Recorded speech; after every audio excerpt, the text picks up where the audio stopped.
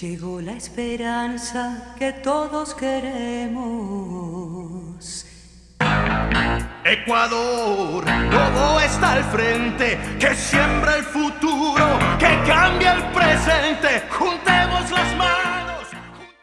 Bienvenidos, soy Anonymous. Primeramente, quiero saludar a los ecuatorianos, que esta revelación es para ustedes. La realidad, de quiénes son la familia Noboa. Empezamos. Las manos, juntemos las mentes, no más corrupción, Noboa está al frente. La patria crece si todos crecemos. Noboa conoce lo que todos queremos. En Ecuador, su libertad, ya viene el tiempo de trabajar. Ecuador, adelante, adelante Ecuador, Noboa está al frente, lidera el andar. Ecuador, adelante, adelante Ecuador, Ecuador. Luis Noboa Naranjo, no era millonario, había acumulado dinero de negocios chuecos con gente ligadas al narcotráfico. Él se enriqueció cuando vio que el extranjero Folkin Anderson estaba en una ascendiente millonaria en su negocio del mundo del banano. Luis Noboa mandó a matar a Folkin Anderson para apropiarse de su fortuna y sus propiedades en Esmeraldas. Así logró ser el multimillonario, y que hereda su hijo y hoy en día su nieto, que es Daniel Noboa. Tengo mucha información real y verídica que 2 o 3 personas sabemos, pero aquí les dejo un video que pueden ir analizando. Nos cuenta. Esmeraldas estaba destinada a convertirse en la capital económica del Ecuador. Todo esto inició con la llegada de Folke Anderson, un magnate bananero, y además, uno de los terratenientes más importantes del Ecuador. Pero, ¿quién era Folke Anderson?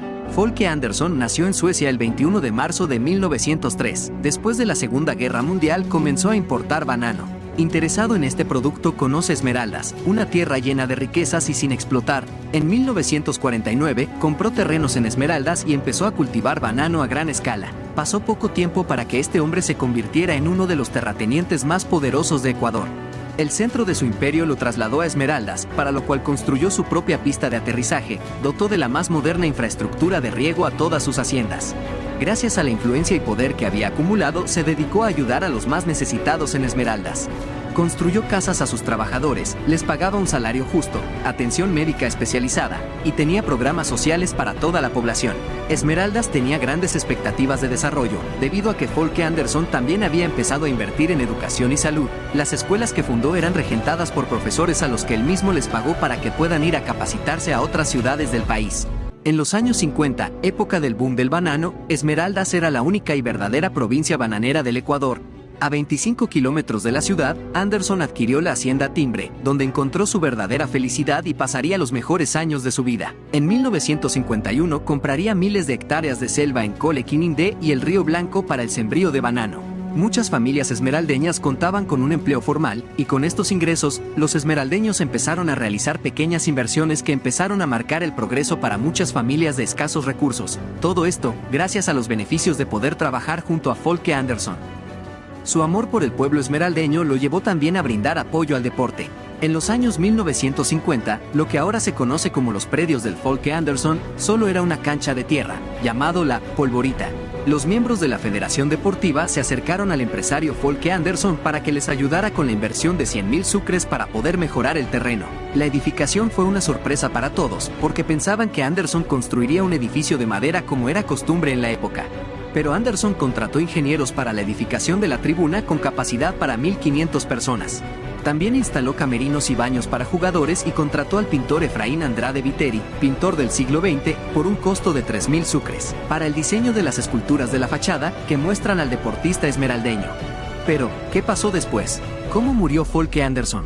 El progreso de Esmeraldas parecía imparable debido a su gran crecimiento económico. Sin embargo, todo cambió a partir de la muerte de Folke Anderson. El reconocido empresario fue asesinado el 8 de mayo de 1968. Este lamentable suceso ocurrió en su departamento en Guayaquil, en el tercer piso del edificio Santisteban, ubicado en la avenida 9 de octubre del 109 y Malecón Simón Bolívar. Las autoridades nunca lograron dar con los responsables de este lamentable hecho.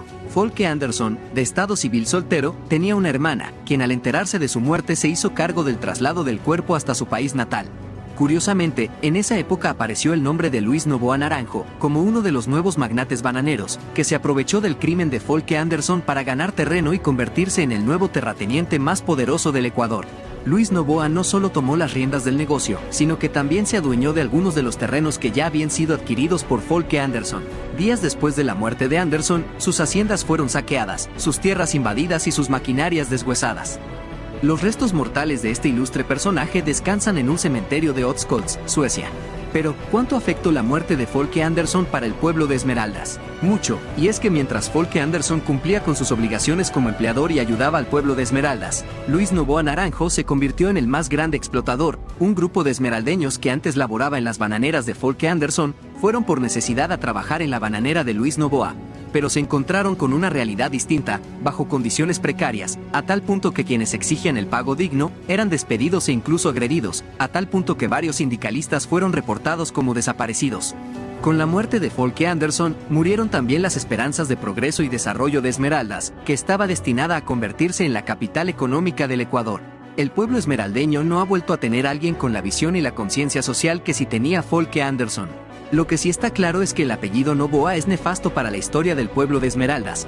Esta historia demuestra que detrás de esta fortuna está el sufrimiento del pueblo esmeraldeño, un pueblo al que lo han explotado y le han vulnerado sus derechos. La realidad es que a los millonarios nunca les ha importado nuestro pueblo, principalmente a la familia Noboa.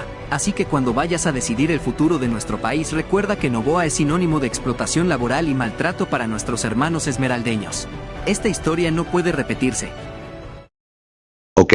Como pudimos visualizar, su riqueza no viene de trabajar honradamente y honestamente, él fue un mal empresario, nunca trató bien a sus trabajadores, y el que reclamaba lo mandaban a matar, y es lo que sigue pues la familia Noboa son mafias que operan internacionalmente, el cual hay muchos más involucrados y que están en el poder, y siempre ha gobernado al Ecuador.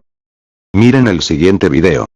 Esto tiene mucho que ver con León Febres Cordero también, de quien vamos a hablar en este momento.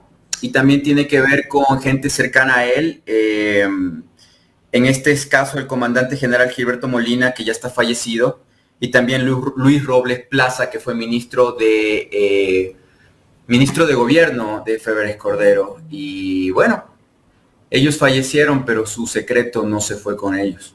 Pero lastimosamente demoró muchos años hasta que alguien como yo toma la decisión de hablar.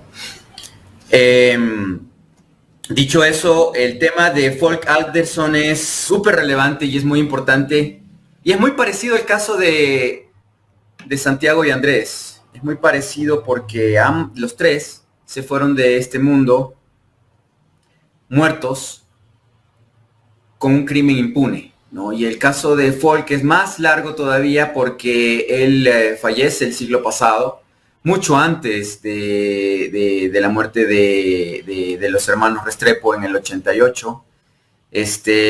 Folke Anderson es un hombre sueco, nació en Suecia en 1903. Él decide en esos tiempos de la posguerra europea, yo le llamo europea, no guerra mundial, entre Imperio Británico, el austrohúngaro que se caía y los rusos que estaban en ascenso, pues muchos holandeses, muchos suecos, muchos de los países escandinavos empezaron a buscar migrar hacia América debido a la crisis, a la guerra, los vientos de guerra que se daban en aquel tiempo, y Anderson era una de esas personas. Anderson es un apellido muy común allá de donde él es, como aquí decir, no sé, Chicaiza, González, Salazar, así es Anderson. Entonces, el tema es que él viene a Ecuador debido a que un amigo de él, que era fotógrafo internacional, pues le muestra fotografías de lo que era Ecuador y sobre todo la parte del Pacífico de Esmeraldas. Quien conoce bien Esmeraldas como mi persona puede decir que es un paraíso en muchos lugares. Es hermoso Esmeraldas geográficamente.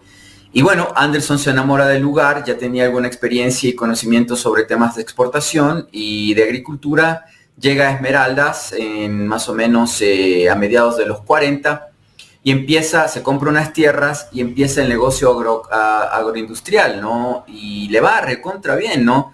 En ese tiempo en Ecuador no había monocultivos como existen ahora en Ecuador. Ahora Ecuador es un país monocultivista por excelencia. Esmeraldas es una de las provincias que está repleta de palma africana, por mencionar un monocultivo, esta planta, este árbol que al fin y al cabo es utilizado para aceite y que está degradando y destruyendo el suelo de Esmeraldas, ya que es una planta de origen africano y que se le utiliza como objeto industrial, ¿no? Pero la planta, todo monocultivo tiene un ciclo, y en este caso la palma llegó al suyo, y por ejemplo en ese caso la palma africana ha sido ya destruida, tiene un químico, tiene una enfermedad.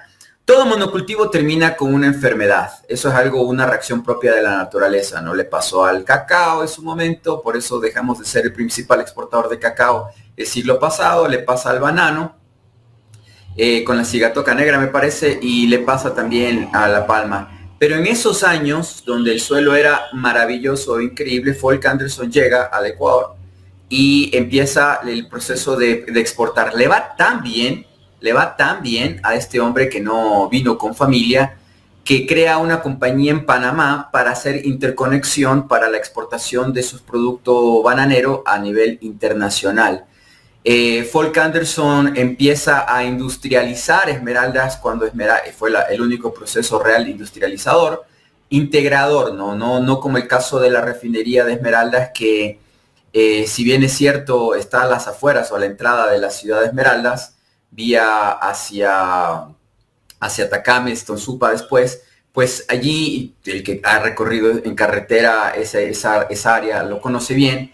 Pues a lo que voy es, el proceso de la refinería y todo lo demás no integró a la sociedad esmeraldeña como sí lo hizo Anderson, que incluso construyó escuelas, llegó hasta construir un estadio, por eso el estadio de la ciudad de Esmeraldas tiene el nombre de él, Folk Anderson. Entonces, el asunto es que llega a convertirse en un problema, en un inconveniente para las compañías exportadoras de fruta de Estados Unidos. Ustedes saben que los anglosajones tienen un problema. El problema del anglosajón común es que por cultura es monopolista. Le gusta no tener competencia, ¿no? Si ustedes ven, por si acaso, un ejemplo facilísimo para la gente más joven, si ustedes ven un capítulo de Los Simpsons, de este programa de dibujos animados sobre Bill Gates, el dueño de Microsoft, ustedes verán que Bill Gates, cuando Homero Simpson descubre un programa que podría competir contra él, llegan los matones de Bill Gates y le rompen la computadora, el teclado, y lo golpean a Homero y le quitan la conexión de internet, ¿no? Así son ellos. Esa es su cultura, esa es su naturaleza, esa es su experiencia de más de 600 años de dominio planetario. Entonces, el tema es que Folk se empieza a poner complicado, incómodo para la United Fruit Company y también para Chiquita Banana, esta compañía de origen estadounidense que ya tenía en esos tiempos tierras y dominio en Colombia. Recordemos que la United Fruit Company provoca una guerra civil en lo que llamamos Centroamérica, ¿no? Entre Nicaragua, con Sandino, en El Salvador, en Honduras, en Guatemala. Ustedes se preguntarán, ¿por qué se dan las guerras civiles? ¿Por qué se provoca la violencia exagerada que se vive en Honduras, o que hasta hace muy poco era parte de la vida cotidiana todavía, en El Salvador y Honduras, sobre todo, países que quiero mucho? Pues, sobre todo Honduras, pues porque se vivió una guerra civil de más de 3 décadas.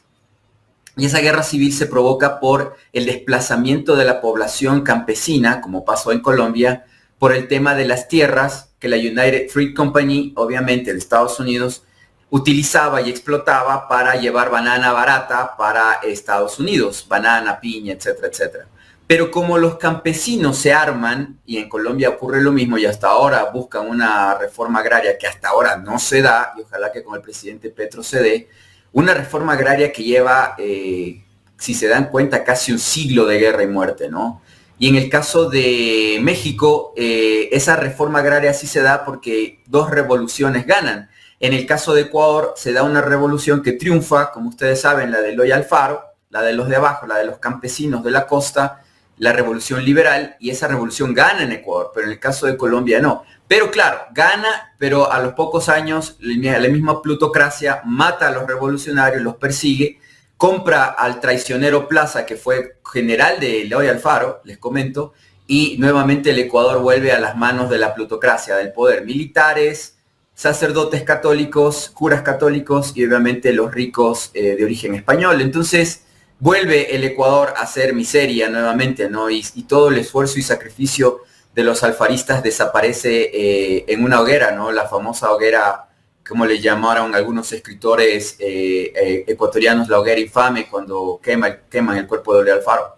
Pero adelantándonos al tiempo, el caso de Folk Anderson fue sumamente diferente y extraño para toda América, porque fue una inversión de un europeo. Recordemos que también se da un proceso parecido con otro holandés de apellido Bakker, quien llega a Ecuador en los mismos años, pero él se mete en otro negocio, en el de los agroquímicos, y a él sí no le hacen daño porque él era importador, y Bakker es el fundador de lo que conocemos como Pronaca en el Ecuador. Un sueco y un holandés vienen a invertir y a poner su conocimiento en el Ecuador e industrializan el país en la parte agrícola. Y en el caso de Bakker, obviamente, sus descendientes todavía tienen cierto control. Conozco a Luis Bakker, su nieto, que es el presidente. Alguna vez hicimos algún trabajo para ellos, que se dedican al tema de animales, ¿no? Es algo distinto, pero más o menos las corrientes son las mismas, los años son los mismos, pero si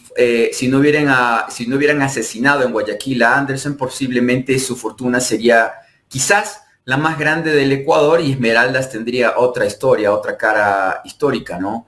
El tema es que más o menos en los 50, entrando ya a los 60, las empresas de Folk empiezan a ser incómodas para el emporio estadounidense que controlaba, que monopolizaba el tema de la fruta.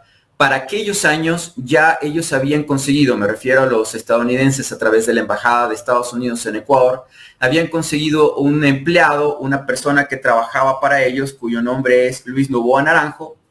Luis Novoa Naranjo trabajaba para la Standard Fruit Company de Estados Unidos y empieza a trabajar más o menos a finales de los 40, cuando era un hombre recién entrado en los 30. Allí empieza una historia de un señor aparecido que obviamente trabajaba en la calle, hay que decirlo. Luis Novoa Naranjo crece sin su padre, él es de origen ambateño, crece sin su padre en las calles de Guayaquil. Su madre tenía 2 hermanos más, él era el mayor, y para ayudar a su madre, que había quedado viuda, su padre había sido médico, se había accidentado sobre un caballo, se había caído y se había muerto, pues vendía de todo en la calle, como muchos niños, muchos jóvenes en Guayaquil les toca vivir, ¿no es cierto? Y en el país, en el Ecuador, ¿no? A muchos les ha tocado vivir de esa manera.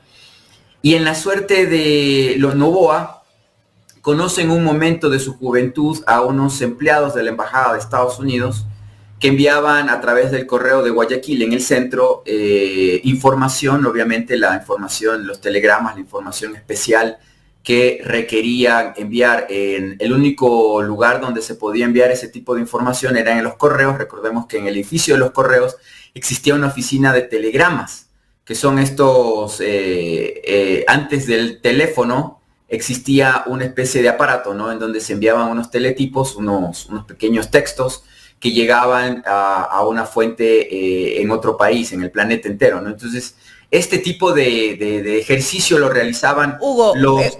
perdón que te interrumpa, para dejarlo claro, cuando nosotros ya entramos o entra en esta historia que nos estás contando, real por supuesto, ¿no? Para que quede claro, el nombre de Luis Novoa Naranjo, nos referimos al padre de Álvaro Novoa Pontón, que es el papá del actual presidente de la República, Daniel Noboa Sin. Un poco para que la gente no pierda el contexto de hacia dónde vamos llegando. Perdón, sí, muy importante y muy clara, Carlita, su aclaración. Sí, bueno, estamos hablando del hombre que llegó a su muerte a ser en el 94-95 el que manejaba el 40% de la exportación de banano del Ecuador. Luis Novoa Naranjo, 40% de la exportación de banano del país lo manejaba este hombre. Y a los 30 años lo que vendía era timbres de correo, afuera del correo. ¿Cómo es que en 20 años logra convertirse en un hombre tan relevante e importante? Pues a eso vamos. El asunto es que los estadounidenses, sabiendo que tenían ya problemas en Colombia, porque ellos en todos los países que acabo de mencionar en América tenían una exportación directa, es decir, United Fruit Company, Chiquita Banana en Colombia, o en el Ecuador, Standard Fruit Company, así tienen estos nombres, ¿no?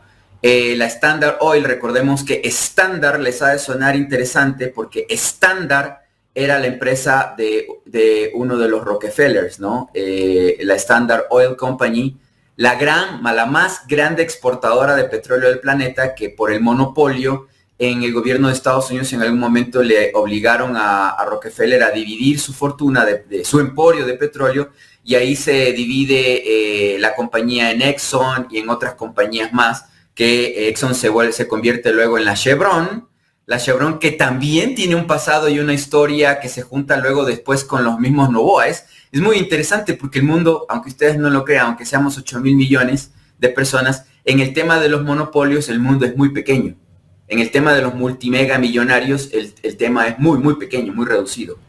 Bueno, entonces el tema es que los estadounidenses dicen, bueno, mejor es tener un empleado, una persona que nos ayude natural, por de ahí del lugar, que conozca el territorio, que conozca a la gente, y a través de él vamos a gestionar el tema de la exportación del banano, y si algún problema ocurre, si hay sindicatos, si hay asesinatos o lo que sea, no se convertiría el tema en un problema de diplomacia entre países, como sí ocurrió en la masacre que hubo en Colombia con los trabajadores del banano, en donde el ejército de Colombia asesinó en los 50 a miles de trabajadores bananeros y obviamente provocó un repudio, un rechazo hacia las compañías exportadoras de fruta de Estados Unidos. Entonces no quisieron cometer ese error en el Ecuador y habían decidido que Ecuador debería ser su proveedor de banano barato, porque el tema es que la banana en Estados Unidos es barata, incluso en algunos casos es hasta más barata que la que se compra en Ecuador, ¿no? Entonces eso es algo muy relevante también.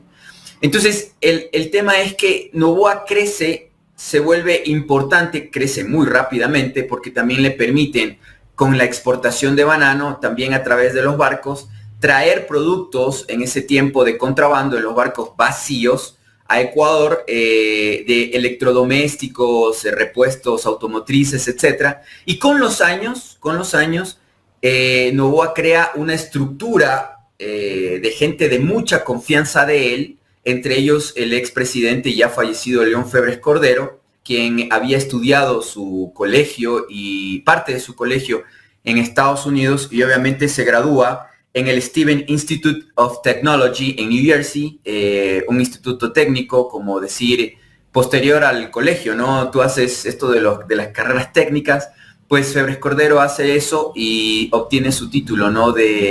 Bueno, él se hacía llamar ingeniero, ¿no? Ingeniero mecánico, y él estudió en un instituto y regresa a Ecuador, trabaja para algunas compañías como por ejemplo la eléctrica de Guayaquil, Emelec, y en ese tiempo, bueno, después que ya pertenecía a un círculo de conocidos que eran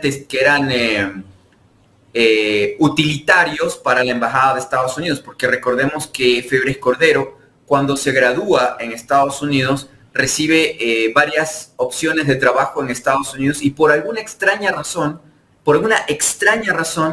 no acepta trabajar no acepta invitaciones de trabajo incluso para ser técnico en una institución tan relevante como la NASA de Estados Unidos, y prefiere venir a Ecuador a trabajar en el país chiquito porque era patriota, y empieza a trabajar en el Ecuador y en muy poco tiempo se asocia o trabaja como hombre de confianza para Luis Noboa. Pues con el tiempo se convierte en el que maneja sus negocios en casi todo, en la industrial molinera. Recordemos también que Noboa adquiere, también es muy interesante, algunas franquicias estadounidenses de manera muy interesante, como el caso de Quaker, ¿no? Quaker Mills, que es la famosa avena, una de las marcas que vende avena en el Ecuador y que hasta ahora la recordamos. Creo que tal vez cuando se abre la pantalla es porque algo van a decir. No, yo un poco siguiendo la historia, tu hilo conductor, ¿no? Y para ir poniendo a la gente en todo el contexto, es ahí cuando vamos viendo cómo el gobierno de Estados Unidos se va involucrando de lleno en toda la economía del país, ¿no? Y va poniendo sus tentáculos de distintas formas en distintas aristas de la economía del Ecuador, más o menos cerrando un círculo. Bueno, Carla, debo decirte que Estados Unidos tiene algo así. Ustedes tienen que entender esto. Hay un término en relaciones internacionales y geopolítica que se llama el soft power, el poder blando, ¿no? Cómo es que se invade una nación, un pueblo esclavizado para que ame al esclavizador, ¿no? Cómo es que de alguna manera hacen sentir a esa población que lo que les traen, por eso usamos camisas. Por ejemplo, la camisa que estoy usando es un invento británico, un invento inglés. Antes no se utilizaba esto, pero ¿por qué los ingleses impusieron la camisa inglesa o el traje inglés o la tela casimir inglés?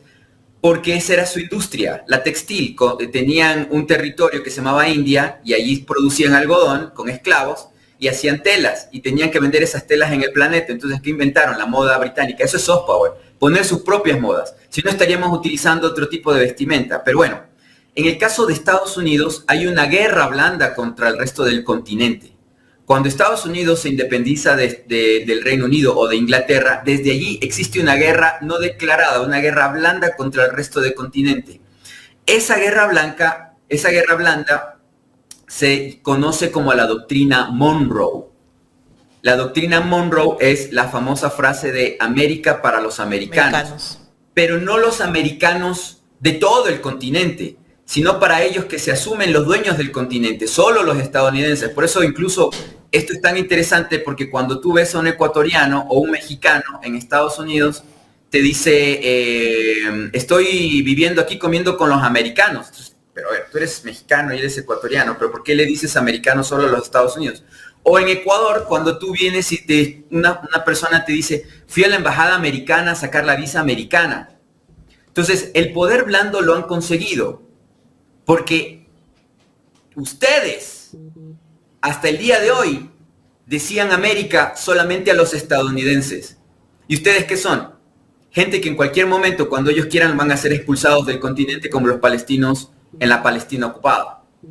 Ese es el camino después, pero todavía no llegan a eso. Entonces, el asunto es, Estados Unidos siempre ha tenido un control sobre el resto del continente, sobre las rutas. Me gusta mucho lo que está haciendo Andrés, que le mando saludos, que lo conozco ya desde varios años atrás. Él es de acá de Quito, Andrés Durán, y que él está hablando un poquito, el chochólogo, y que él habla un poco del tema del narcotráfico. Debo decirles que la DEA es la que maneja la mayoría del tráfico de drogas en el planeta, y no le gusta la competencia, por eso caen los capos. Los capos caen porque son competencia. Folk Anderson cae asesinado, y hasta ahora no se sabe quién lo mató, en el tercer piso de su departamento en Guayaquil, en la avenida 9 de octubre, porque justamente tenía un trato distinto con las exportadoras, tenía un trato distinto con los empleados, con los obreros, pagaba bien, daba educación, pagaba el IES, pagaba la seguridad social a todos sus empleados, y él abría mercados y cobraba lo justo y decente con respecto a la caja de banano, que era algo que era subversivo para ese tiempo, para las grandes compañías bananeras. El banano realmente en Estados Unidos debería costar unas 5 o 7 veces más, porque el proceso de producción del banano es terriblemente malo.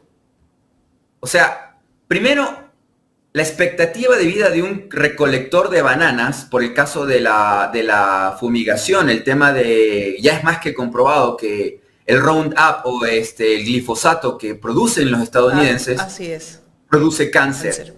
Y en la provincia del Oro y alrededores, también los ríos, hay demasiadas personas con malformación, enanismo, cáncer y todo lo que tú quieras, porque esa población ha consumido ese producto químico que es más soluble que la sal o el azúcar en el agua. O sea, el glifosato está creado para disolverse en el agua muy fácilmente su molécula se queda con el agua. Y ese químico baja al suelo, a las zonas freáticas, o sea, al fondo del agua profunda, y eso luego llega a los ríos y todo lo demás. O sea, lo que han hecho los estadounidenses con el banano, que es una planta de origen asiático, ni el banano ni el verde que comemos en el tigrillo y todo lo demás son de origen ecuatoriano, americano. Esas plantas fueron traídas por los estadounidenses porque querían esa fruta por sus nutrientes, por su producción, por su capacidad nutritiva. Eso fue una ingeniería social de los estadounidenses de producir todos estos embrios a nivel América, sobre todo en la línea ecuatorial, porque todo esto se produce a nivel de la línea Ecuador. Me refiero al planeta. Porque el banano y el plátano en Asia solamente se da en la misma línea Ecuador, en lo que es Asia y África. Entonces tenían que conseguir territorios que estén cercanos a la línea Ecuador para poder sembrar banano de buena calidad. Entonces es hasta Ecuador, por eso no van a Perú, es hasta Ecuador, y desde Ecuador hasta lo que es el sur de Guatemala. Entonces, por eso es que tenemos todo este tema de las bananeras. Hasta Costa Rica tiene banano, etcétera, etcétera, ¿no? Y producciones que son nativas, porque hay que decir una cosa, el cacao sí es propio de Ecuador. De hecho, en los primeros indicios de consumo de cacao están en la selva ecuatoriana, pero ahora tienes cacao en África, porque los mismos europeos hicieron la misma estrategia. Yo quiero, para cerrar este tema, un poquito para que entiendan por qué Guillermo Lasso, cuando llega a la presidencia, dice: el futuro de Ecuador es la agroindustria, es la agricultura. Falso, falsísimo, y los voy a decir por qué. Yo tuve la oportunidad, el saqueo y la esclavitud de la mayoría de ecuatorianos, sí. He tenido la oportunidad de estar en la Feria de Chocolate en París, el Salón du Chocolat, por mi trabajo y por mi vida, experiencia. Allí tuve la oportunidad, en alguna oportunidad también, de saludar al dueño de Pacari, con quien conversábamos allí. En la feria, un pequeñísimo stand de un ecuatoriano allí vendiendo el chocolate que más fama y fortuna ha tenido hasta estos últimos años. Y que lo que voy a decir es respecto al cacao y el café en Colombia. Ocurre que los europeos, cuando se dan los temas sindicales en América y el Ecuador y otros agricultores exigen un precio justo para la venta del producto, de la materia prima, ¿qué hacen los europeos? Financian golpes de Estado, guerrillas, grupos armados que provocan guerra civil en el Congo, en Zaire, en Libia, en Mali. Mali es el principal país productor de cacao del planeta. ¿Cómo? Con mano de obra gratuita, esclavizada, niños, niñas y mujeres que con fusil, con AK-47 en la nuca, les hacen recoger cacao. Para que Nestlé, yo en el Salón del Chocolate, el primer piso y el segundo piso, lo más poderoso del planeta, Nestlé, Milka, Ferrero, todas las empresas europeas que no siembran una mata de cacao, que no consumen agua, que no contaminan nada. Europa no siembra una sola mata de cacao. ¿Cuál es uno de los principales productos de exportación de Alemania, de Bélgica, que tanto ama Rafael Correa? Dice que es maravillosa Bélgica, pero no lo es. Sus tratos internacionales son inhumanos e injustos, por eso son ricos. O el de Francia, o el de Italia. Ninguno de esos países produce cacao, pero dentro de sus líneas de exportación, sus mejores productos son chocolate. Y ustedes comen chocolate en Navidad, les regalan un Ferrero o les regalan algo, que una cajita de bombones que vale unos 20 o 30 dólares. ¿Cómo se produce eso?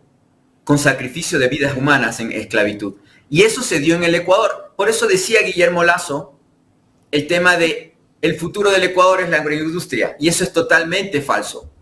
Porque todo el más de siglo de agroindustria en el Ecuador ha sido un monopolio de esclavitud, de miseria, de pobreza, que hasta ahora la provincia de Los Ríos, la provincia del Oro, por mencionar dos provincias que han sacado banano durante décadas, se están quedando sin agua, y eso es algo que nadie dice, porque dicen que el banano va a ser eterno. No. Mi familia, yo desciendo de bananeros. Por eso, en parte, les comento que esto yo lo sé. Antes Mi abuelo tuvo antes forestado el campo. Mi abuelo tuvo haciendas de banano y de cacao en el Oro. Mi padre las vendió en su momento, mi padre que no me crió, porque no le gustaba ese trabajo duro.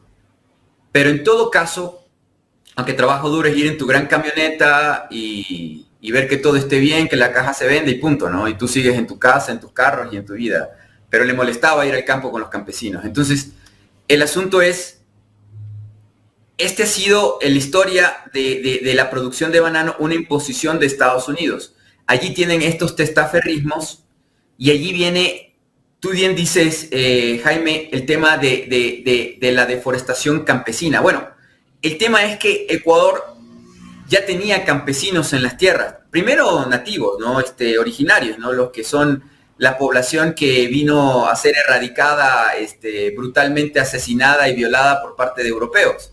De allí vienen esos mismos europeos que vinieron a saquear y todo lo demás, crean las repúblicas en su guerra por allí entre masones, en sus crisis y sus problemas entre ellos, mantuanos y todo lo demás, crean estos países, se pelean entre ellos, entre venezolanos crean 3 países, en la traición a Bolívar, Ecuador, Colombia, Venezuela. Ya desde que crea Flores y amiguitos este país, Ecuador, ya le van sacrificando y sacando algunas exigencias para existir como república fueron, por ejemplo, la deuda que Ecuador, cuando nace como país o como república en ese siglo, finales del siglo XIX, inicios del siglo XX, estamos hablando de la era de las repúblicas. Ahora estamos hablando de otra etapa de la humanidad, que es la de las naciones. Entonces, en esas épocas de republicanismo, Ecuador nace y surge ya con deuda externa. Ya estaba endeudado el país. ¿Y a quiénes? A los británicos y a los estadounidenses. Entonces, siempre ha existido esta condición. Tú me dices, esto por el preámbulo que preguntabas tú, Carla, sobre si es que lo que estoy mencionando empezó más o menos entre los 50 y 60, que Estados Unidos mete las garras. No. Siempre este territorio ha sido controlado y dominado por ellos. Todo el tiempo. Siempre. La única oportunidad que yo veo en la historia en que se da un proceso de rebeldía es con Carlos Julio Arosemena, que era parte de esa misma plutocracia de los ricachones de la costa, que sabía todo. Se les revela y los gringos le dicen a los militares: hazle un golpe de estado. Y al periódico de localidad, Guayaquil, El Universo de los Pérez, Rendón, o en Quito de otra familia, de las del comercio, le dicen los gringos: tienes que hablar mal de Arosemena, tienes que decir que es un borracho, que es mujeriego, que anda con mujeres contratadas, por el respeto que merecen esas mujeres contratadas, lo digo así. Y se genera este cuento chino de que a Carlos Julio Arosemena era un borracho o todo. No, el tipo era muy inteligente y muy capaz y muy educado. Pero claro, como se le revela a los gringos, empieza a promover la sindicalidad, a los empleados, a los obreros les reduce, porque antes en Ecuador, Carla, tienes tú que saber esto. En Ecuador los obreros trabajaban 7 días a la semana. 7 días a la semana, no más de 12 horas. A más de 12 horas. Esclavitud. Ese es el Ecuador. Ese es el verdadero Ecuador. Entonces, cuando Carlos Julio Arosemena decide darles 8 horas de jornada laboral, 5 días a la semana, los gringos dicen: no, este se nos está revelando, la banana va a subir de precio, votémosle. Y le hacen un golpe militar a Carlos Julio Arosemena. Primera etapa. Segunda etapa, yo creo que sería la de Jaime Roldós Aguilera.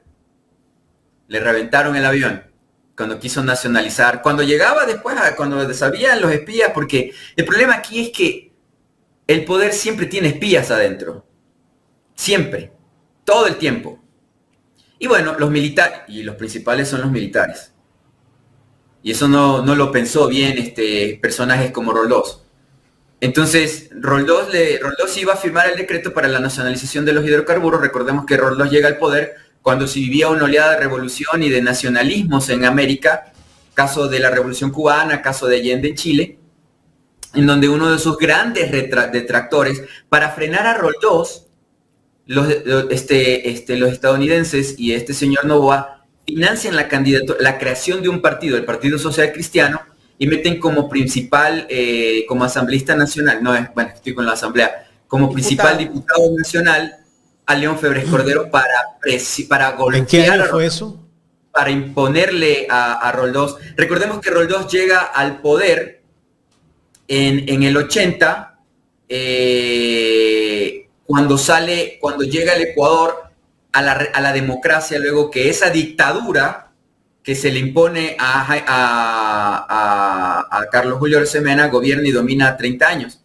¿Por qué Noboa Naranjo me refiero, se hace multimillonario durante la dictadura militar? Porque fue perfecto. Los gringos, para no tener intermediarios civiles, estos políticos que quieren derechos humanos y tanta cosa, militares, toda América. Y algunos que eran parte de la embajada de Estados Unidos de confianza se hacen multimillonarios. Les digo 3 apellidos. En el caso de Ecuador es Noboa. En el caso de Argentina es Macri. Multimillonario en la sangrienta y sanguinaria dictadura de la Argentina, que todos ya sabemos de aquello. Y en el caso de Chile es Piñera. Y se ven los mismos fenómenos en los tres países de que estas familias, cuando ven que la democracia los va alejando del control total del Estado, se meten en política. Y a sus príncipes los meten de candidatos. Macri fue presidente hace muy poco en Argentina. En Chile, Piñera fue presidente 2 veces para detener estas revoluciones sociales de derechos. ¿Y cuál es el temor? Pagar lo justo y necesario a los empleados, darles seguridad social. Es que hay que entender que nosotros en América tenemos prácticamente, desde México hasta la Patagonia, cerca de 200 años del pensamiento de que la esclavitud ya no existe. Pero hay familias que se hicieron ricas y poderosas allende de los mares con esclavitud. Y esto de la esclavitud es de milenios. Grecia, Roma, etcétera, es antiguo. Vean que Estados Unidos, aún en pleno siglo XX, todavía existían esclavos. Hasta los años 60 en el sur de Estados Unidos existía esclavitud. ¿Y por qué razón Estados Unidos fue expulsando a México de las tierras que eran más del 60% de México ahora es Estados Unidos? ¿Por qué los votó el destino manifiesto de los Estados Unidos? Expulsa a México. Porque México, años antes, con las revoluciones, le da libertad a los negros. Le da libertad. 100 años antes de que los anglosajones aceptaran darle libertad a los negros en Estados Unidos. Y aquí en América, lastimosamente, y hay que decirlo frontal y realmente, hasta ahora, una de los pueblos y de las nacionalidades más segregados, más excluidos, son los negros. Hasta el punto de que todavía la gran delincuencia que tenemos en el Ecuador es por esa población negra que ha sido explotada y que ha sido desarraigada de cualquier derecho hasta ahora. Y el delincuente de piel oscura, de piel negra, está ahí en la calle por un fenómeno social. Pero el blanco siempre creyó y pensó que, yo crecí con el pensamiento de que no había que emplear negros porque ellos están pensando que robaron. Así me enseñaron mis padres. Nos hacen... Y mis abuelos. Claro. Hugo, volviendo al tema Luis Noboa Naranjo, ¿no?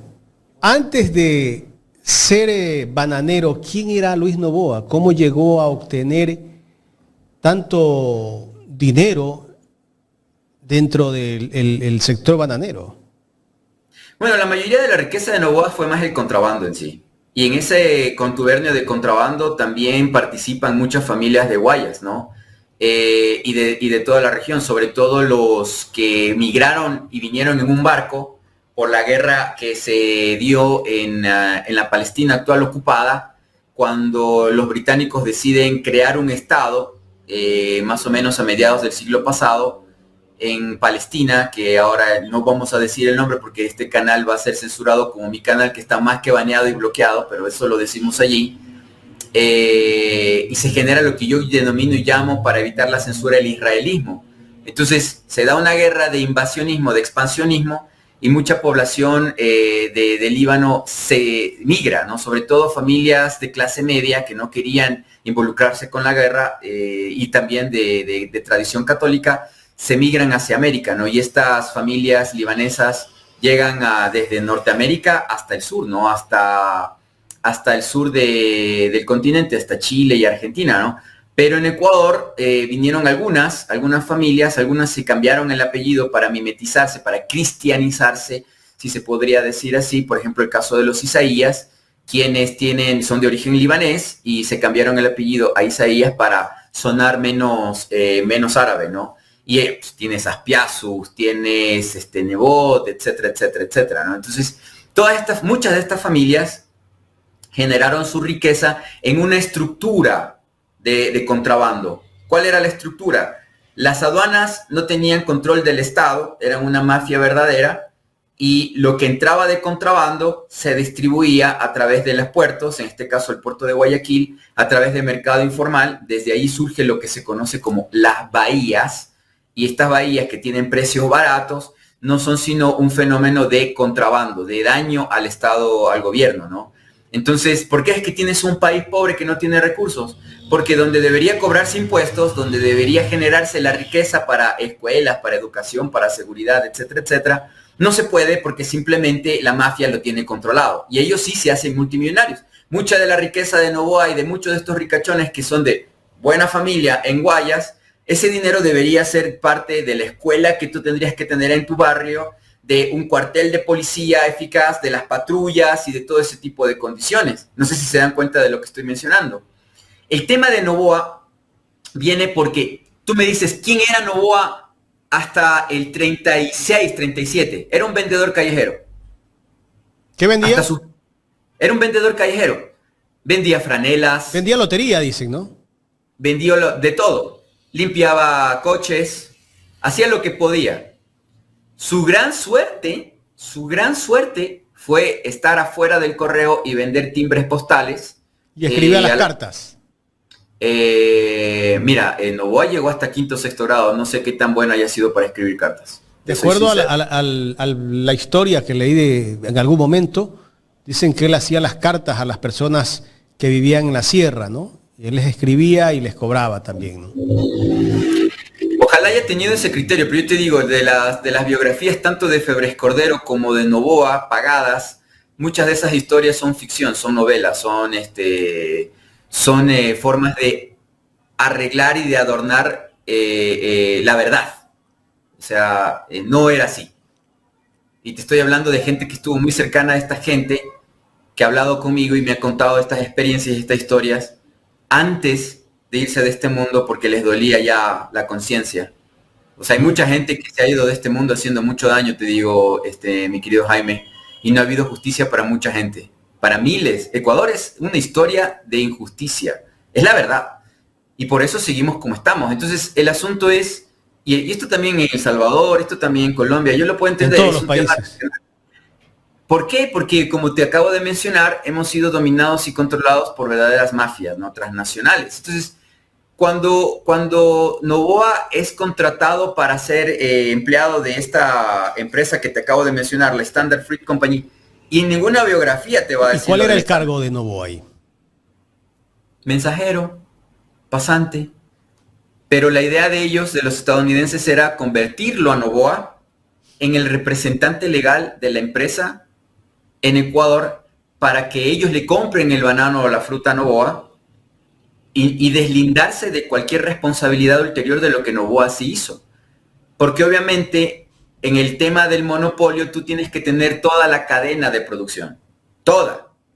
Y en el caso del banano, eso significa la tierra donde vas a sembrar, los empleados como tus esclavos, o sea, la región, y también el tema de la empacada, tenían cartonera, el tema del puerto, manejaban los puertos, controlaban ellos el tema portuario, y como controlaban ellos el tema portuario, los gringos, entonces para Noboa era recontra fácil, o sea, hasta el más justo, dice el dicho de nuestro pueblo, el más justo en arca abierta peca.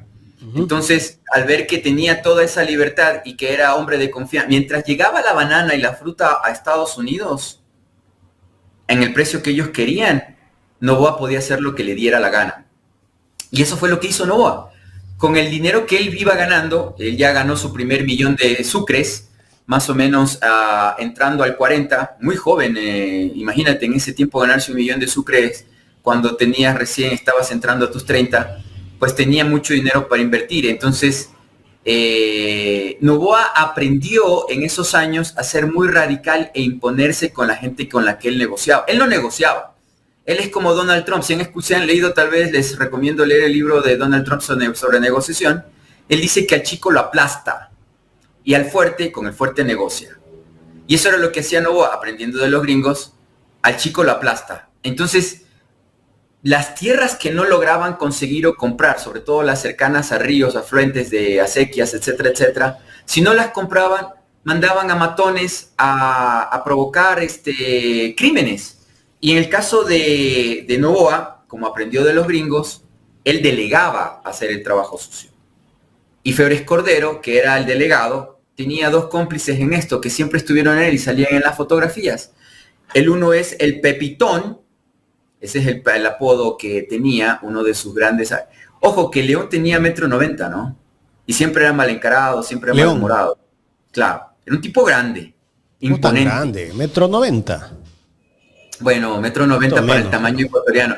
Yo te cuento una anécdota ¿Será o no será cierta? Pero mira, trabajando en este trabajo que es bonito de saber la verdad y de investigar y por la influencia que he tenido en mi vida, alguna vez llegué a alguien que estuvo en Carondelet haciendo el tema de las llamadas internacionales en un conmutador cuando Bucarán era presidente. Bucarán también es alto, ¿no? Y esta anécdota te la acuerdo por los militares ecuatorianos. Los militares ecuatorianos no todos son muy altos. Y en el caso del comandante del ejército en esa época, el que fue alcalde de Quito, Paco Moncayo, llega a Carondelet y le dice a Bucarán que era respetado por Febres Cordero. Febres Cordero siempre decía en su círculo íntimo, lo quiero a este porque es inteligente, es loco, es corrupto, pero es muy inteligente. Es difícil cogerlo a Bucarán. Eso decía León de Bucarán, a quien respetaba en cierta forma era Bucarán. Entonces, por inteligente. Y Bucarán le dice, cuando va, Moncayo le dice, señor presidente, debo decirle que el comando conjunto ha decidido retirarle su apoyo y aquí tiene un vehículo afuera para sacarlo del Palacio de Carondelet. Y Bucarán le da un manotazo, porque era como 15 centímetros más grande que Moncayo, le da un manotazo, lo empuja, se pone rojo opaco, porque es blanco, Paco, bien blanco, y señor presidente, el vehículo está afuera, así que es lo que he venido a decirle y se va.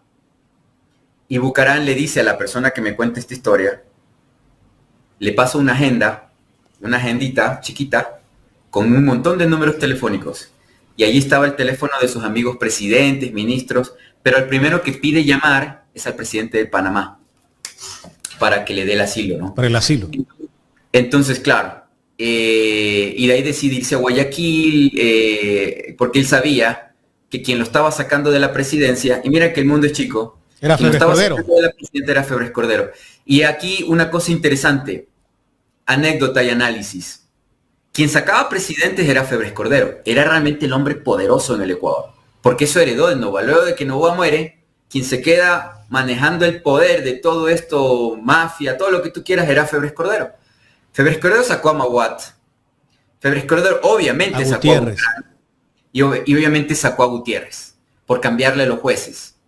Porque quien gobernaba y controlaba las cortes, y de eso es lo que voy a hablar sobre el tema Restrepo también. ¿Por qué los Restrepo no se supo nunca nada? Porque León controlaba todo. León controlaba absolutamente todo y todo se manejaba por compadrazgos. Hasta la fecha en la que estamos luchando y peleando actualmente, y eso es lo que le pasa a Glass, eso es lo que le pasa a Freddy Carreño, que ustedes entrevistaron hace muy poco tiempo, que lo conozco, tuve el placer de conocerlo en su momento. Todos estos personajes son víctimas de una estructura de ilegalidad. La otra vez hablamos aquí de la farandulización de la justicia, pero la farandulización los socialcristianos también la hicieron con la política, con las elecciones.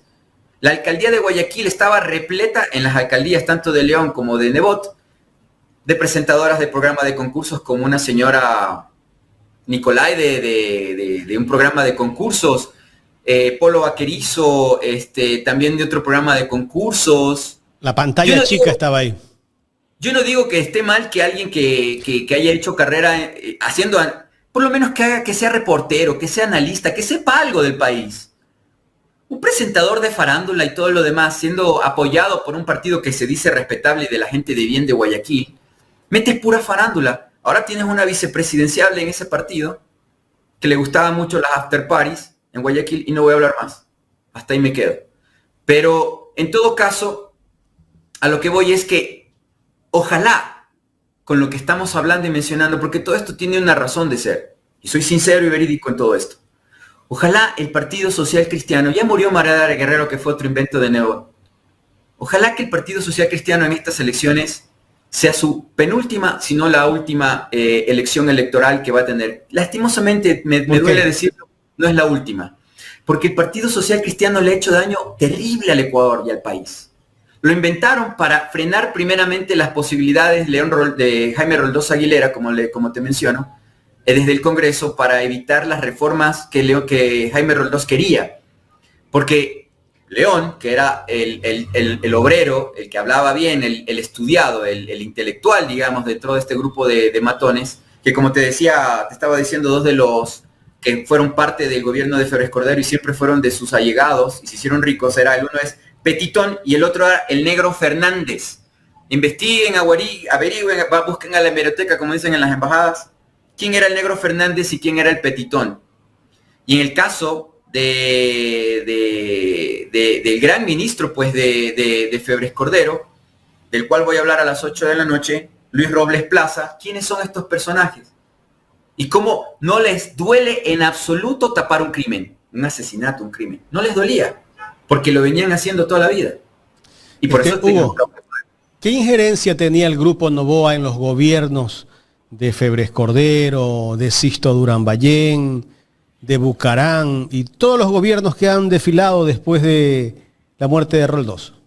Absoluta y total poder. Cuando ¿De qué manera? Noboa Naranjo, mira, solo te hago esta referencia. Cuando Noboa Naranjo muere en Nueva York, en el 94, a entrada del 95, él tenía obviamente 2 familias, ¿no? Se había casado 2 veces. Y el testamento, el verídico testamento de este señor, se lo iba a leer en el consulado de Ecuador en Nueva York.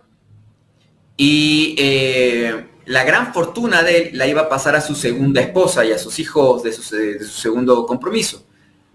Pero heredero de todo este conocimiento de cómo funcionan las cosas en el Ecuador a garrote y bala, su segundo hijo, padre del actual presidente, manda a 3 asesinos, New York, consulado de Ecuador, armados hasta los dientes, entran al pequeño consulado de Nueva York en Estados Unidos, roban el testamento del señor Noboa, mandados por Alvarito. Señor Correa, déjeme vivir. Noboa tiene algunos problemas intelectuales, eso es algo que viene de la línea sanguínea del padre de Luis Noboa. El hijo, el actual presidente, también tiene autismo y algunos problemas, algo de esa familia.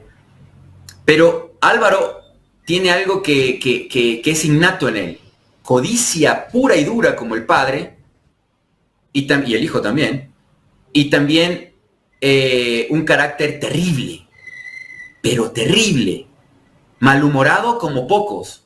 Álvaro es de gritar y de insultar y de patear como niño mimado. El padre también era igual, y el nieto obviamente también padece del mismo problema. Estaban hablando ustedes sobre lo de la embajada de México acá. Esa noche en que Noboa manda a militares y policías a atacar la embajada de México, lo hizo con gritos, con pateada y también salió de sus casillas en Carondelet. Entonces, estamos hablando de gente que tiene verdaderos problemas de carácter.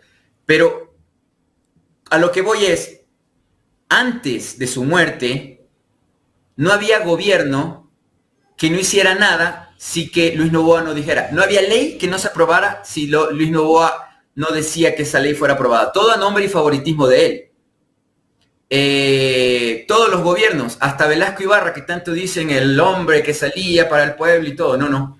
Velasco Ibarra se reunía con Noboa todas las semanas. Llegaban 2 Land Cruiser de la costa, manejados por el equipo de Noboa, por la gente de Noboa. Se quedaba 1 o 2 días, hablaba con el Congreso, hablaba con Velasco Ibarra y regresaba a Guayaquil. Y si Velasco se le portaba un poco terco, estaban los militares, porque había una estructura, como te menciono, ¿no? Si el poder directo de Noboa era su estructura de confianza, la segunda línea era la embajada de Estados Unidos. Y tanto es así la cercanía de Noboa con el gobierno de Estados Unidos que cuando Febres Cordero gana, Febres Cordero tenía un teléfono satelital en el que se conectaba directamente con 2 personajes de su misma época como presidentes. Margaret Thatcher hablaba directamente con Febres Cordero y Ronald Reagan de Estados Unidos. Margaret Thatcher era tan cercana, y analicen e investiguen. Hugo. ¿Quiénes fueron al Cortijo alguna vez? ¿Y quiénes fueron invitados de honor de Febres Cordero en su momento? Bien, Hugo. Me estaba preguntando el arquitecto Octavio Villacreces, que está viendo este programa. Un saludo para el arquitecto Octavio Villacreces. Me dice, ¿cómo muere Folke Anderson y de quién se sospecha que lo mandó a asesinar? Gracias al arquitecto. ¿Cómo es que se llamaba? Octavio Villacreces. Octavio Villacreces, gracias por la pregunta.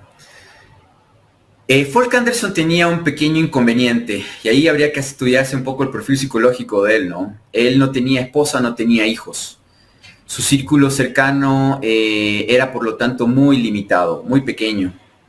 Solo tenía una hermana que vivía en su país de origen, en Suecia, pero ella no vivía aquí, o sea, no tenían mucho contacto, mucho arraigo. Parece ser que Folk realmente hizo su vida como él quiso, a su manera, aquí en Ecuador, sobre todo en Esmeraldas.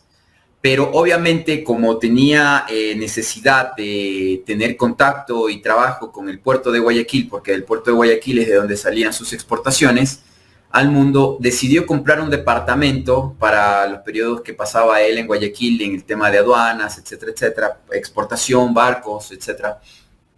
Pasaba jornadas en Guayaquil y no hubo una investigación policial de aquel entonces sobre si tenía o no amenazas de muerte, si tenía algún tipo de problema. No tenía socios, por cierto. Si había algún inconveniente con algún negocio que había realizado, etcétera, etcétera. De lo que sabemos, Folk era muy querido y apreciado por la gente en Esmeraldas. De hecho, nunca tuvo rebelión. Sus negocios nunca tuvo el problema que han tenido las haciendas de los Noboa y de otros grandes terratenientes del Ecuador. O sea, nunca tuvo un levantamiento. Por eso, en los libros de historia del Ecuador, aunque borraron el nombre de Folk Anderson, porque de eso no te quieren hablar en ninguna parte, ni ningún medio de comunicación del país te habla de Folk Anderson de alguna forma o de alguna manera. Esto es para darse ustedes cuenta de quién controla los medios de comunicación, sobre todo los de ese tiempo. Ahora se revelan cosas porque, por ejemplo, Ecuador en Directo es un medio independiente que busca hacer esto, investigación, periodismo, educar al público, a la gente, ¿no? Darle información, liberarlos. Eso no existía en otro momento. En otro momento los medios de comunicación al final eran un medio de poder y manipulación. Podríamos llamarlos como medios de manipulación. Y claro, la vida de Folk fue tal desaparecida de los registros y de las historias. No ha habido documentales, Ecoavisa nunca hizo un Visión 360, Teleamazonas, la señora Inostroza nunca hizo un, ¿cómo es que se llamaba su programa?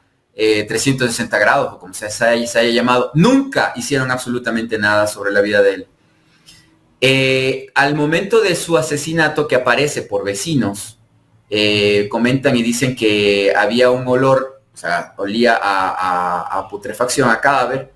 Es que la policía ingresa al departamento de él y lo encuentra en el suelo con un tiro disparado en la cabeza. No hubo testigos, no se escuchó absolutamente nada y nunca se hizo una investigación seria sobre el tema. Lo único que la policía de Guayaquil mencionaba era que no habían pistas suficientes como para determinar quién fue el asesino. Lo que sí podemos decir, y esto ya es estratégico en el análisis, es, como dicen en inglés y en China, follow the money, ¿no? Sigue el dinero y sabrás quién se benefició, y el beneficiario potencialmente es el principal autor intelectual del crimen. Ni bien muere Folk Anderson en los 60, las haciendas fueron saqueadas, se utilizó la estrategia famosa de la invasión. Esto es algo bien interesante de lo cual deberíamos hablar en alguna otra transmisión. ¿Cómo es que se produce este fenómeno de las invasiones en el Ecuador? Porque hay dos tipos de invasión, la orgánica y la estructurada, la orgánica, la inorgánica. La que orgánica en el sentido de que la gente por necesidad de tierras va a un lugar, se asienta ahí y lucha por ese territorio. Por necesidad, de manera no organizada, propia, popular. La no orgánica es que hay un poder de arriba que coordina a esta gente, que les paga a esta gente para ir a invadir un territorio de forma agresiva, ya bien armados y bien organizados. Entonces, y se imponen, ¿no? Y esto es algo que en la época de los Noboa, de manera interesante, no existen las coincidencias, se empieza a dar en el Ecuador como un fenómeno. Y enemigo de Noboa, que se le metía en el camino y que tuviera tierras o que tuviera un negocio industrial, al otro día le empezaban a invadir las tierras. Si no, hablemos también de otra familia Noboa, que no es de estos Noboa, sino Noboa Bejarano, los famosos Noboas que tuvieron hasta un presidente. Ellos se dicen, nosotros sí somos los finos Noboa, no esos Noboa. Eso dicen ellos, ¿no? Y no sé qué tan fino sea un expresidente que regaló el tema del oleoducto de crudos pesados, que se metió en contubernio de mafia, en corrupción, y que destruyó y que le robó al pueblo ecuatoriano por mucho, ¿no? Vicepresidente de un pillo de larga data como Yamil Noboa, más que pillo, una ficha útil para todos estos poderosos, ¿no? Pero más allá de aquello, al otro día de la muerte de Anderson, o en su seguidilla de un mes a 3 meses, desmantelaron y deshuesaron toda su maquinaria, la maquinaria porque a diferencia de la esclavitud y de la explotación de mano de obra, en el caso de los Noboa, en el caso de Anderson había tecnología, había maquinaria, había equipos que se utilizaba para tanto el tema del bombeo de agua, como también para las cosechas, etcétera, etcétera. Toda esa maquinaria la deshuesaron. Y no es un proceso de años, no. De la noche a la mañana, la maquinaria desaparece. Como les decía, las plantaciones erradicadas y también se induce a que se invadan esas tierras. Y así sucesivamente, todo lo que había sido la industria y la vida de Folk Anderson desaparece. Yo me comprometo con esta transmisión para poder ubicarle a la familia o descendientes de Folk Anderson en Suecia, si es que tiene descendientes la hermana, para hablar más sobre el tema. ¿Quién gobernaba el país en esa época? En la época del asesinato de Anderson había dictadura. Después vino Velasco, ¿no? No, después de la dictadura. Sí, bueno, idas y venidas, pero pues ya había estado la Velasco. democracia... Velasco ya había sido anteriormente, claro. Velasco había ido y venido. Recuerda que a Velasco le hicieron 3 golpes de Estado, ¿no? Los militares. Entonces, claro, prácticamente Velasco no gobernó nunca, ¿no? Siempre fueron los militares. Entonces, siempre lo sacaban. ¿Qué se estudiaban? O sea, para ser militar en el Ecuador, desde siempre tenías que graduarte con los gringos. Si no existía Panamá, los enviabas por barco hasta West Point en Estados Unidos, y en West Point ahí los graduabas y les decías al gobierno de Ecuador, de Perú, de Colombia, de Venezuela, él ya puede ascender a general, porque tiene nuestra venia. Entonces, ese es el pequeño problema. O sea, nunca hemos tenido militares autónomos, de mente y de balas. Entonces, y los grandes asesinos que hemos tenido en el Ecuador vienen del cuerpo militar. Sí. Si no, pregúntenle quién. ¿Por qué razón a Hurtado? Nunca supimos quién mató a Hurtado. Bueno, dicen que fueron unos tales y cuales que de la noche a la mañana aparecieron muertos. Pero realmente no fueron ellos. Jaime Hurtado, me dice. Jaime Hurtado, exactamente. Entonces, el tema es, el caso de Folk Anderson, obviamente todo nos determina que quien se benefició de su muerte fue Luis Noboa Naranjo. Se benefició porque para aquel entonces el mayor exportador de banano del país era Folk Anderson.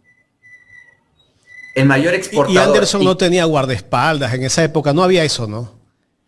No, porque como lastimosamente decimos vulgarmente, era un país de paz, era un país más, claro, era diferente Ecuador de cierta manera. Pero además de eso, mira, aquí hay que decir una cosa que es real nuevamente de los militares. ¿Cuáles fueron las condiciones de su muerte? O sea, que apareció golpeado. Como te digo, con un disparo en la cabeza. Ah, un disparo. En la parte de la nuca, y estaba tirado en el suelo en un charco de sangre. Ya tenía 2 o 3 días de muerto en su departamento. No fue por robarle tampoco, ¿no? No le robaron absolutamente nada. Nada de nada. No hubo forcejeo ni nada por el estilo. Te voy a hacer una historia relevante. Mira, en Ecuador, así tú tengas escoltas, puede pasar algo. Cualquier cosa. Villavicencio andaba con 15 escoltas, creo, o 10. Gracias Jaime. Qué mejor ejemplo. Yo te iba a decir de Sixto Durán Ballén que una vez, cuando se portó un poco altanero con León, en la base aérea de Guayaquil, en un momento saliendo de una reunión, Sixto se dio cuenta de que no tenía escoltas, no tenía guardia, no tenía nada. No tenía nada.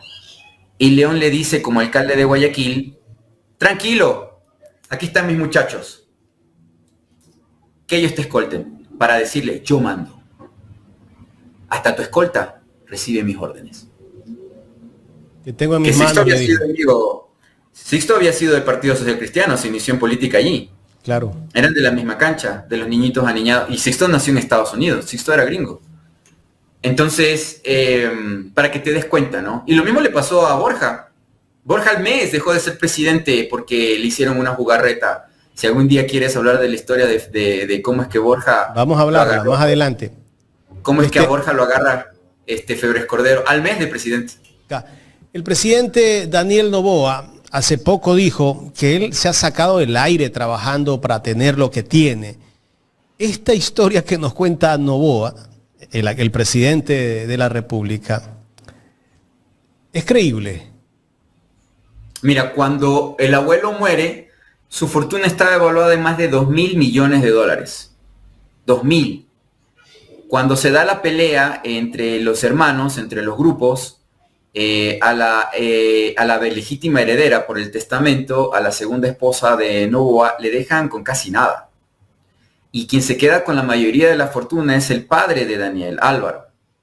E incluso le quita parte de la herencia a su hermana y hermanos, a Isabel, y se crean dos bandos. Bueno, ya habían bandos antes, ¿no? De hecho, el mismo Álvaro se había peleado con el padre un tiempo atrás porque no lo podía controlar el padre al hijo. No lo podía controlar.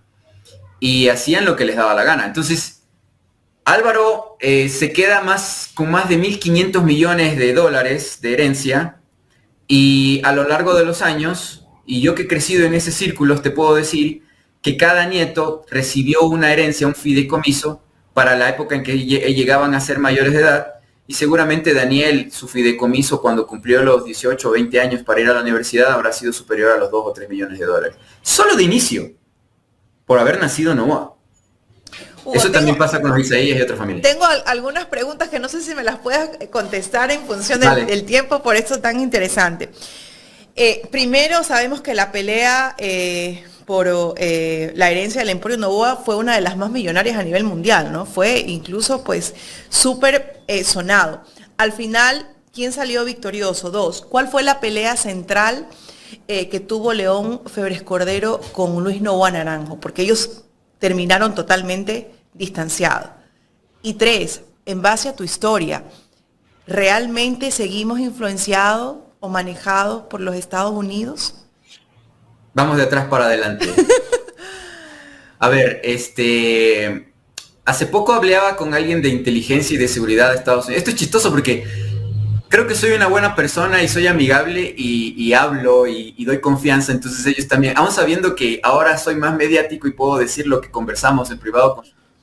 Ok, a lo que te decía, con alguien de seguridad que trabajaba en Manabí, en épocas de la base de Manta, estadounidense, les dolió y les dolió muchísimo que sacaran la base de Manta. Y creo yo que durante cierto periodo de tiempo Ecuador fue independiente y autónomo.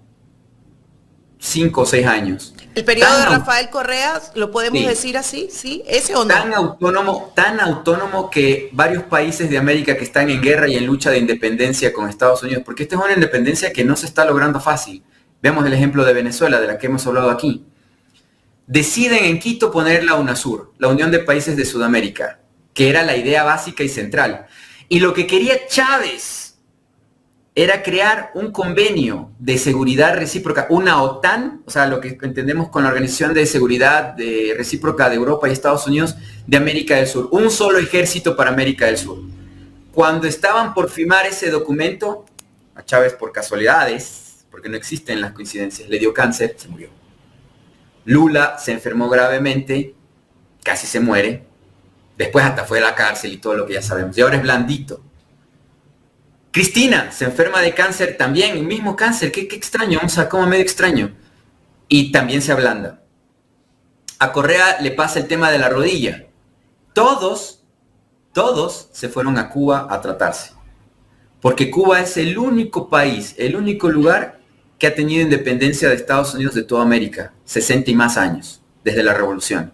Claro, con el costo del bloqueo, ¿no? Que hablando con alguien de la Embajada de Cuba hace unos días en una reunión, yo le preguntaba y le decía, mira, yo estimo que lo que ha perdido le han robado a Cuba es entre 60 años, unos 200.000 millones. Y me ve el cubano y me dice, ¿estás en serio, Hugo?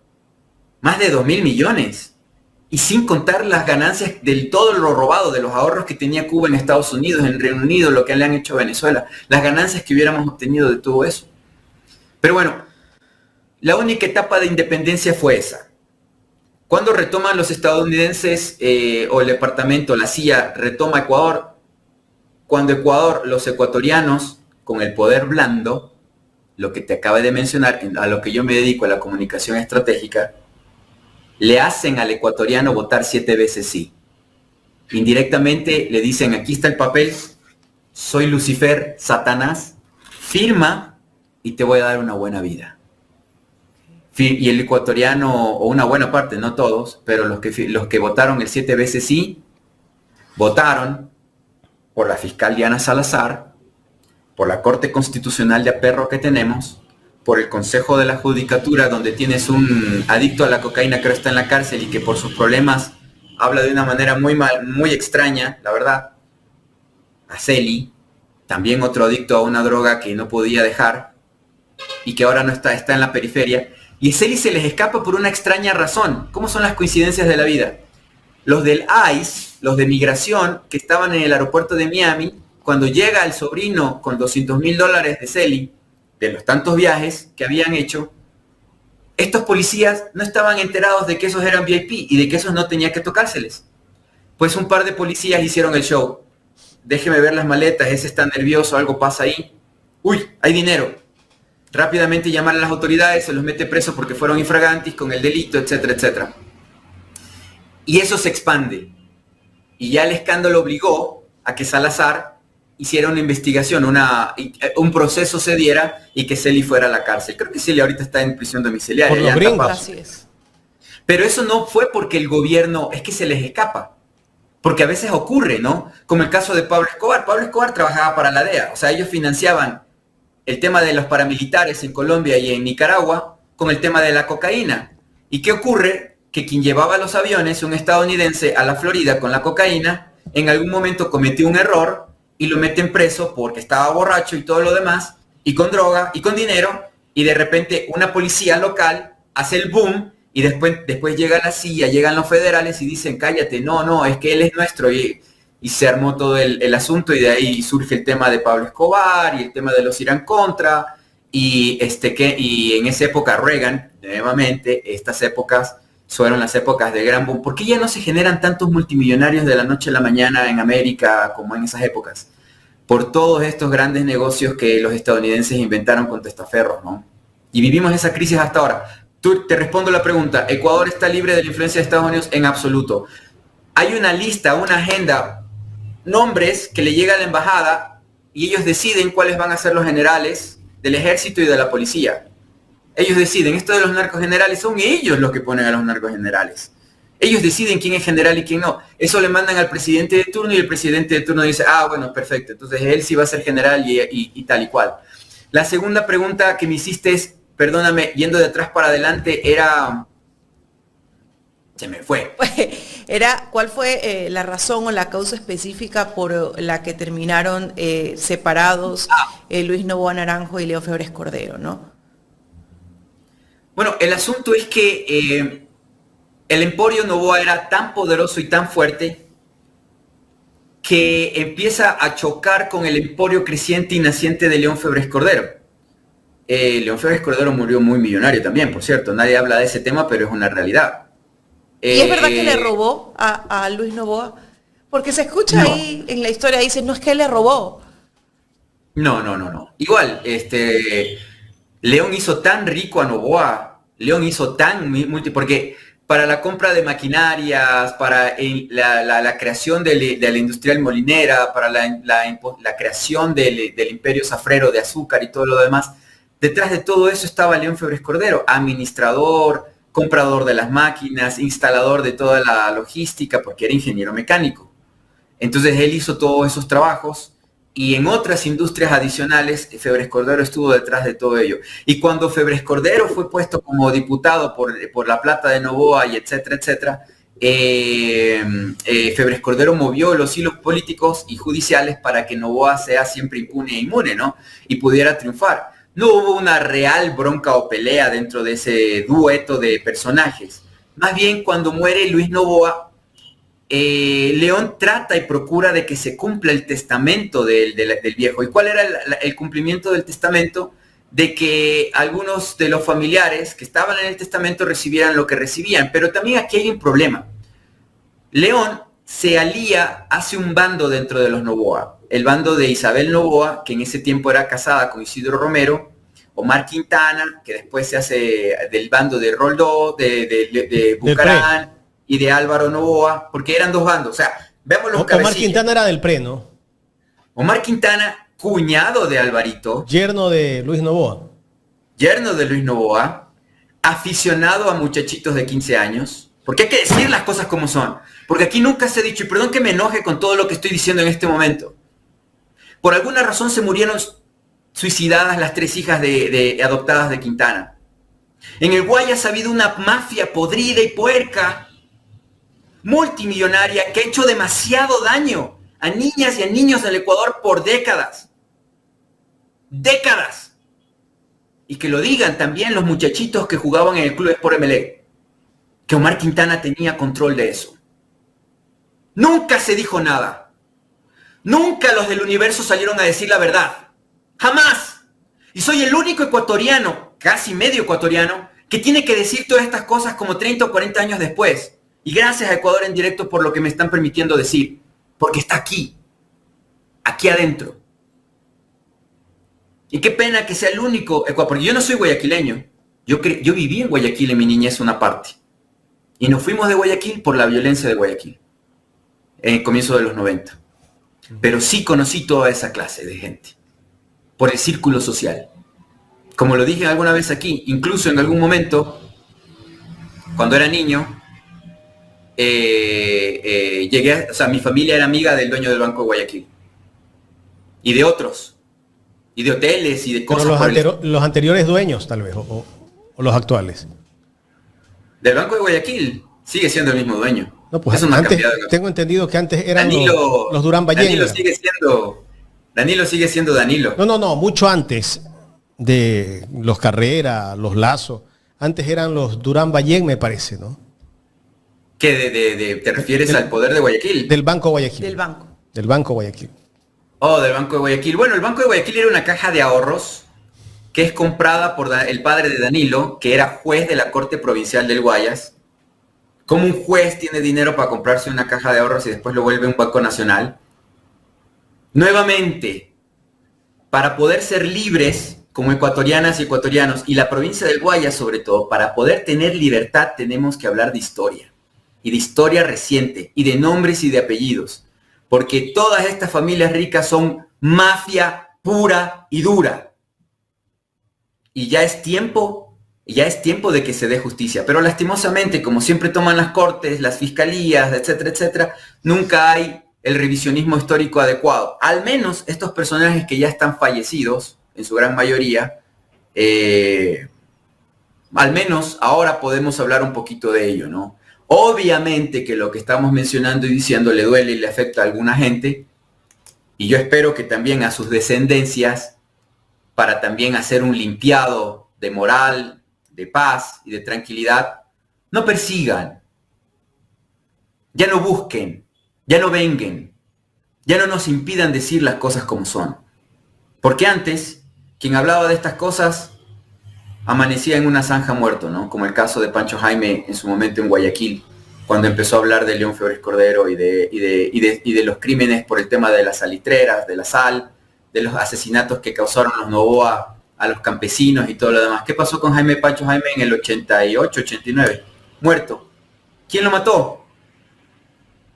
Hasta ahora no se lo dice. Nunca investigaron esa muerte, ¿eh? Escuché que le habían hecho comer el periódico o las revistas en algún momento. Lo interesante de los crímenes de Febres Cordero es que las personas morían torturadas primero, ¿no? Qué terrible. Terrible. Esa era su... O sea, es que él era el patrón del mal. León era el patrón del mal, y como un patrón del mal, ¿qué hace la mafia cuando tiene que escarmentar a sus rivales o a quienes se les rebelan? Demostrarle al resto de los rebeldes que eso es lo que les va a pasar a ellos. Exacto.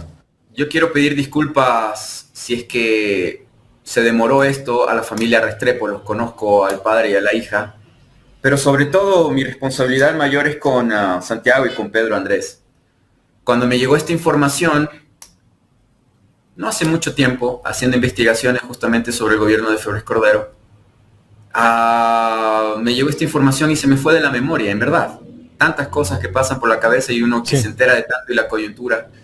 Y cuando me llego a enterar de que don Pedro estaba mal y que probablemente no lo tengamos mucho tiempo más, dije, yo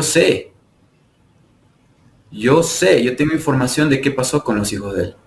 Entonces mi pedido de disculpas es a Santiago y a Pedro Andrés, porque si me pasa lo mismo que les pasó a ellos, me gustaría que alguien cuente mi historia. Eso nomás. Gracias. Muy bien. Si vieron todo el video, se dará cuenta que Ecuador, y muchos países de Sudamérica, son gobernados por las mafias, que están bajo el mando de Estados Unidos. Gracias por ver este video, y comparte para que más personas despierten, que es la realidad de Ecuador y Sudamérica.